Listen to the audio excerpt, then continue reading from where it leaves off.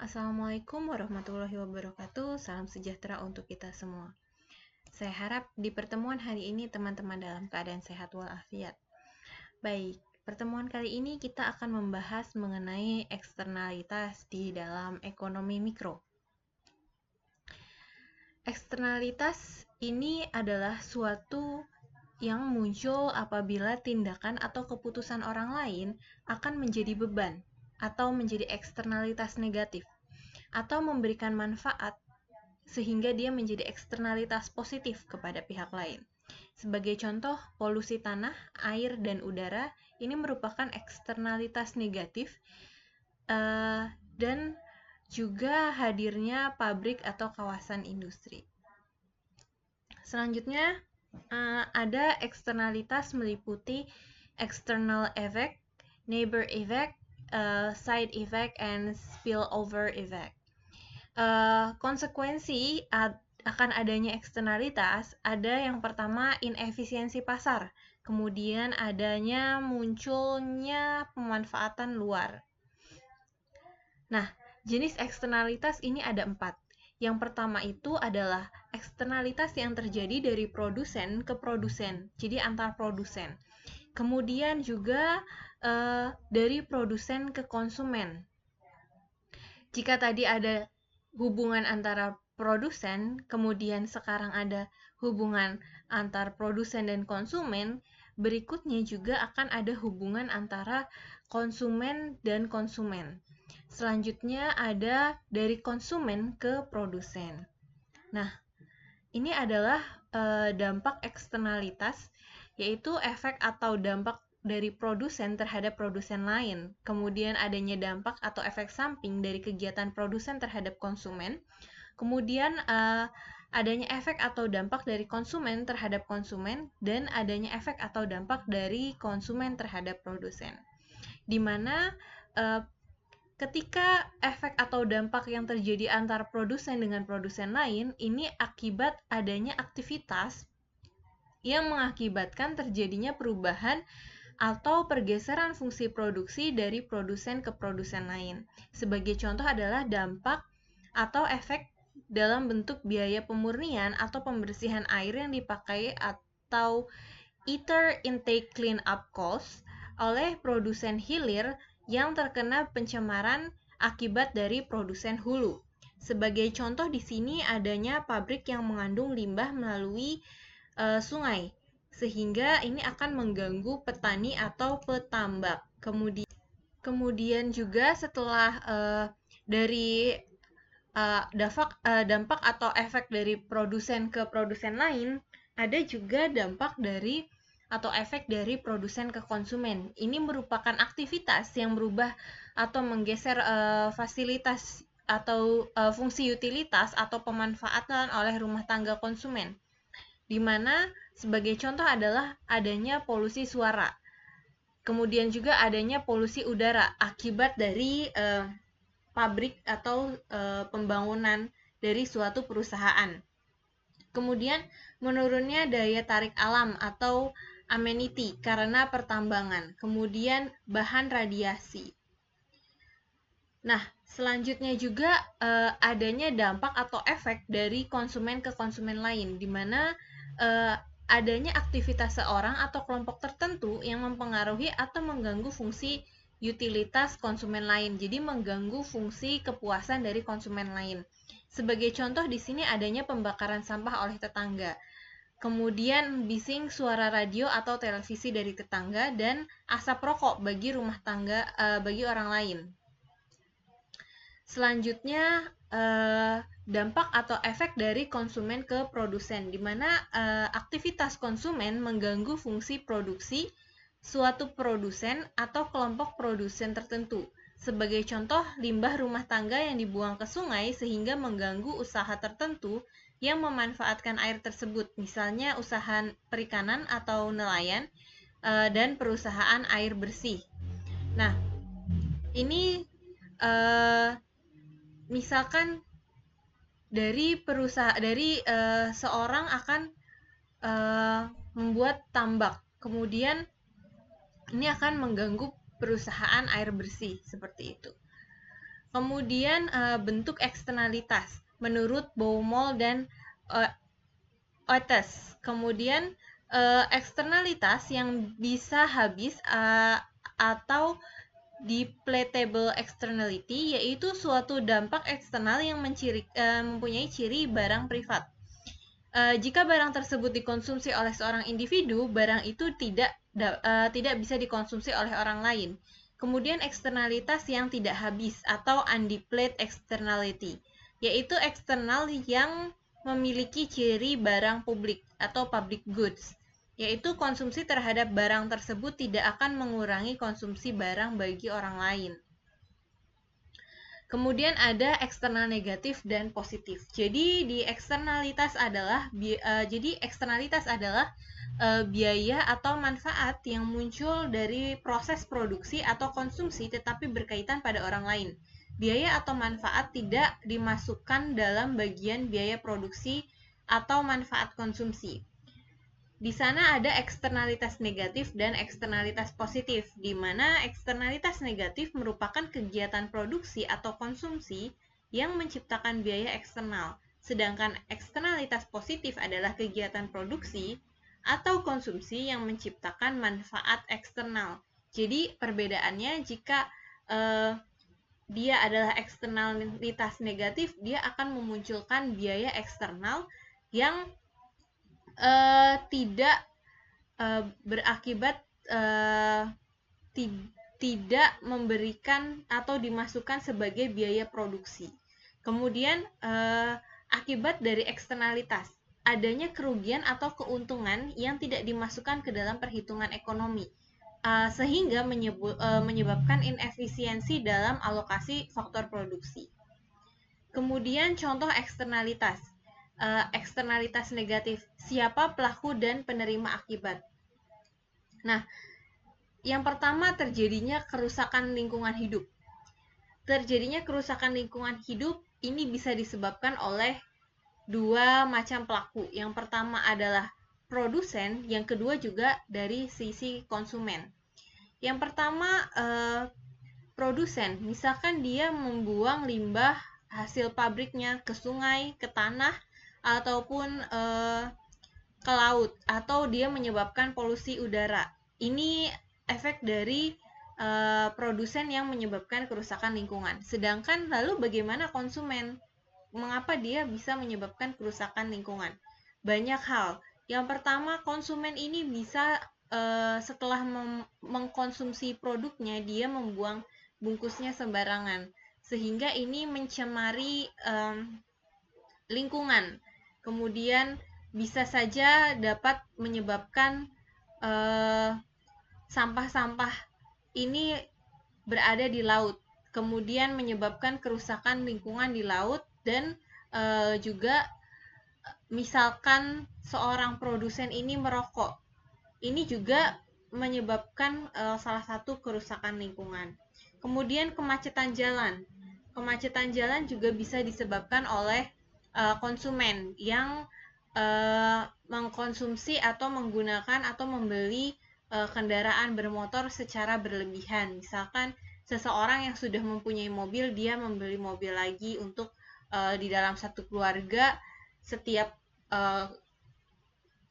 anggota keluarga memiliki kendaraan masing-masing. Nah, ini juga menyebabkan salah satu terjadinya kemacetan di jalanan. Kemudian polusi suara di jalan tol, polusi asap rokok.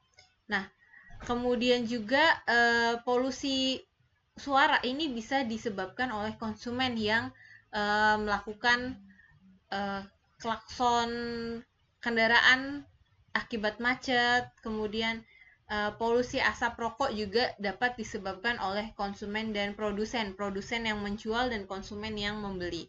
Kemudian kriminalitas dan perilaku antisosial.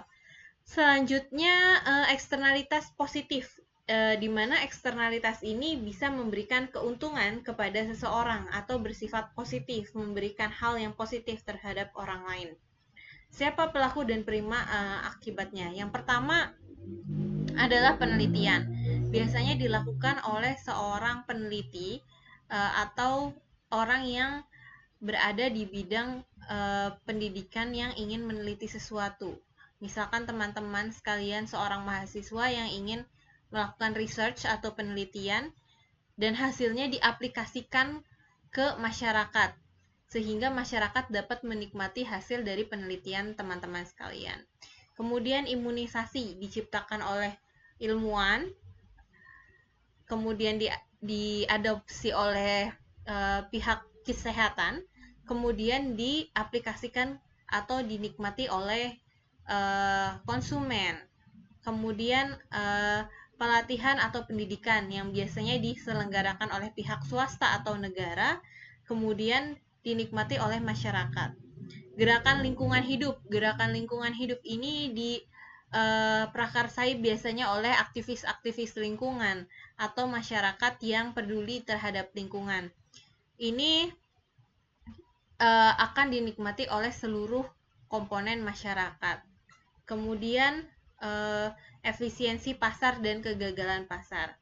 Nah, Adam Smith menyatakan bahwa dia membuat teori mengenai invisible hand yang berbunyi pasar mengarahkan pembeli dan penjual pada sebuah pasar untuk memaksimumkan total keuntungan yang diperoleh masyarakat di sebuah pasar. Kemudian, tetapi pasar itu sendiri masih memiliki kegagalan. Kegagalan ini masih sering terjadi. Kemudian, ketika outcome dari suatu pasar lebih mempengaruhi pihak lain daripada pembeli dan penjual yang ada dalam pasar, efek samping yang ditimbulkan dari hal tersebut adalah eksternalitas.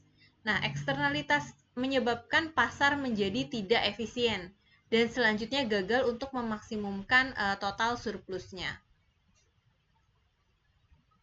Nah, ketika pengaruhnya terhadap lingkungan kurang baik, eksternalitas disebut sebagai eksternalitas negatif.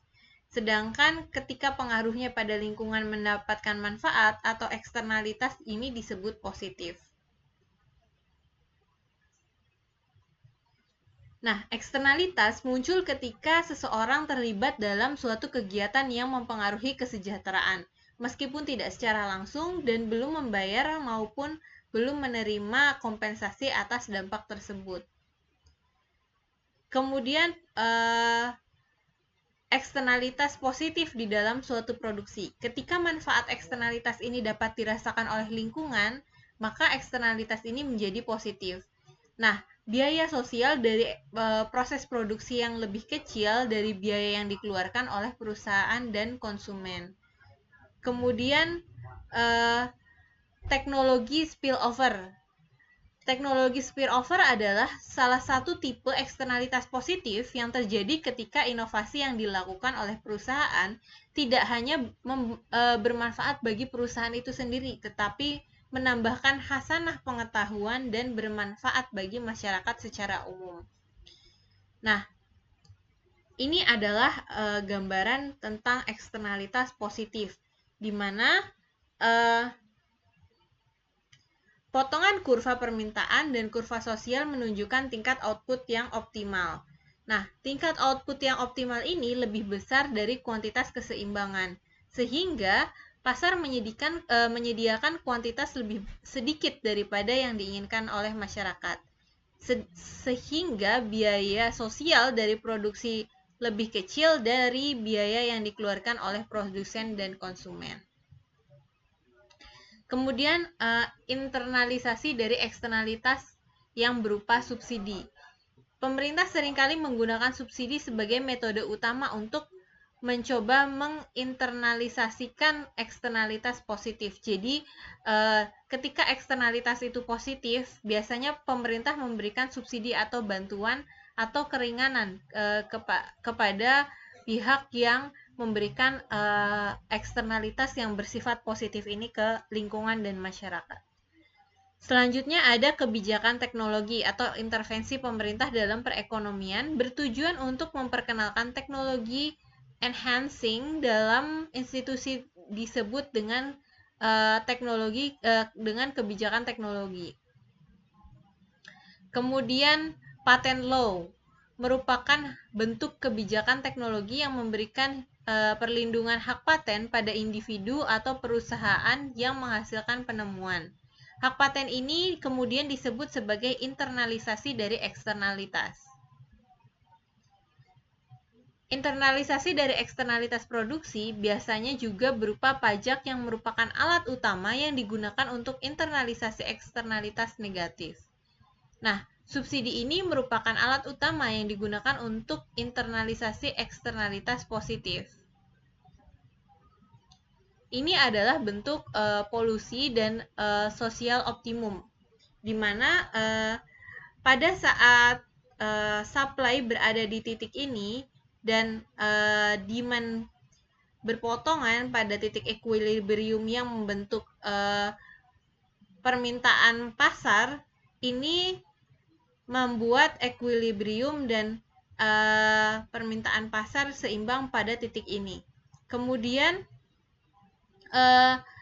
ketika terjadi polusi atau menyebabkan penambahan biaya sosial, sehingga biaya sosial meningkat akibat adanya polusi, maka ini akan menggeser kurva penawaran sehingga akan membentuk equilibrium atau keseimbangan baru pada titik optimum di sini, sehingga ini akan menghasilkan barang dalam jumlah yang optimum. Sebagai contoh di sini adalah harga aluminium dan jumlah aluminium itu sendiri. Kemudian eksternalitas negatif dalam perusahaan dalam produksi. Perpotongan kurva permintaan dan kurva sosial menunjukkan tingkat output optimal, di mana tingkat output optimal secara sosial adalah lebih kecil dari kuantitas keseimbangan pasar. Kemudian ada penerimaan sosial optimal output optimal sosial, di mana internalisasi eksternalitas memasukkan insentif perubahan dalam demikian melibatkan orang-orang dalam proses produksinya.